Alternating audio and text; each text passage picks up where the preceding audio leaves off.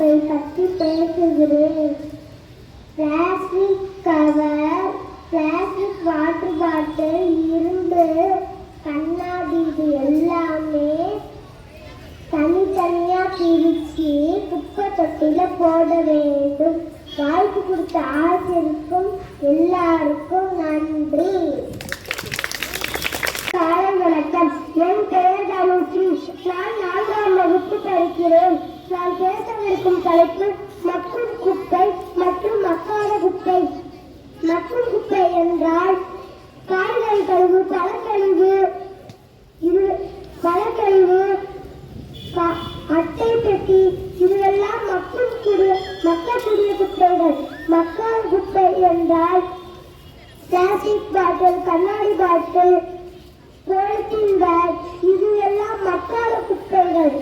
மக்கும் குப்பை என்றால் மண்ணில் போட்டால் சில நாட்கள் ஆகியும் மக்கிவிடும். ஆனால் மக்காத குப்பை என்றால் 100 வருஷங்கள் ஆகியும் மண்ணில் மக்காது. அந்த மண்கள் எல்லாம் வீணாக போய்விடும். அதில்தான் நம்ம தாவரங்களை நட்டுவிட்டு அந்த மரத்தில் தான் நம்ம எல்லாம் காற்று சுவாசிக்கிறோம். அதனால் யாரும் மக்காத குப்பையும் மக்கும் குப்பையும், மக்கும் குப்பை என்றால் அதற்கு பச்சை நிறம், மக்காத குப்பை என்றால் அதற்கு நீல நிறம். எல்லாருக்கும் சொல்கிறேன், உங்கள் வீட்டில் அப்பா அம்மாவுக்கும் பக்கத்து வீட்டில் எல்லோருக்கும் இதை சொல்லுங்கள். நன்றி. ஏன்னா எத்தனாலும் எங்களுக்கு பெரிய இடம் கிடைச்சி பெரிய இடத்துல பெரிய ஃபேக்ட்ரி கட்டி நாங்கள் பணக்காரனா பண்ண முடியும். மழை இருந்தாலும் மழை கிடைக்கும், மழை இருந்தாலும் உணவு கிடைக்கும். அப்போ சந்தையில் தான் என்ன செய்ய போகிறாங்களே தெரியல. காட்சி 3 விலங்குகள். மரங்களை வச்சு செடிகளை செய்யுங்க, பிளாஸ்டிக் பொருட்களை மேலே போய் அடுத்து வரை சந்தையில் என்ன பண்ண போகிறாங்க. காட்சி 4 விழிப்புணர்வு. என் கவலை இப்போதுதான் உணர்கிறேன். இனிமேல் இப்படி பண்ண மாட்டேன். குப்பையை குப்பை தொட்டியில் போடுவேன், மரங்களை நட்டு வைப்பேன். எங்கள் அப்பா நான் உடம்புக்கிட்டேன். நான் இனிமேல் மரத்தை வெட்ட மாட்டேன், மரத்தை நட்டு தான் வைப்பேன்.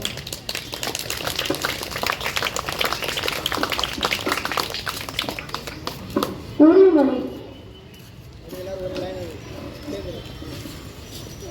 தவிர்ப்பேன், தண்ணீரை வீணாக்க மாட்டேன், சுற்றுச்சூழலை சுத்தமாக வைத்திருப்பேன்.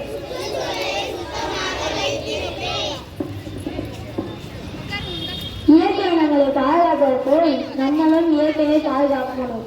அப்போதுதான் எதிர்காலத்தில் பாதுகாப்பாக இருக்கும். நன்றி. பிளாஸ்டிக்கை தூக்கி எறியும், சோழராக ரயில் இருக்கும், சுத்தமான பூமி மழை போகும்.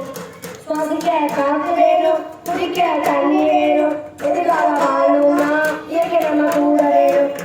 மக்கும் குப்பை மக்காத குப்பைகளை 2 வகையாக பிரிச்சுட்டு இருக்கிறோம். இப்போ நம்மள அரசாங்கம் என்ன சொல்றாங்கன்னா, நம்மளுக்கு உருவாக்குற குப்பையை நம்ம தான் பொறுப்பு. எனது குப்பை எனது பொறுப்பு. அந்த குப்பைகளை நம்ம இப்போ 4 வகையாக பிரிக்கிறோம். என்னென்ன வகைன்றோம்னா, மக்கும் குப்பை தலையா பிரிச்சிடும். மக்கும் குப்பைங்கிறது இந்த குட்டீஸ் எல்லாம் சொன்னாங்க பார்த்தீங்களா, நம்மளோட வீட்லயே உருவாகிற